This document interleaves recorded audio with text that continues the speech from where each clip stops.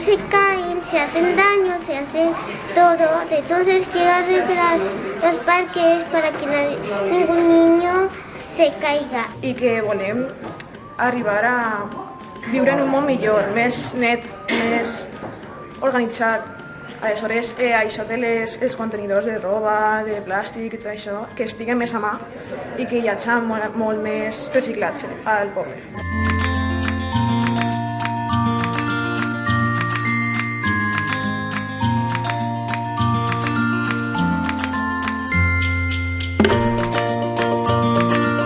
Els consells d'infància i adolescència, com el de l'Ajuntament de Picassent, són instruments fonamentals per a que l'administració local assumisca aquesta responsabilitat de potenciar el dret a la participació de xiquets i xiquetes.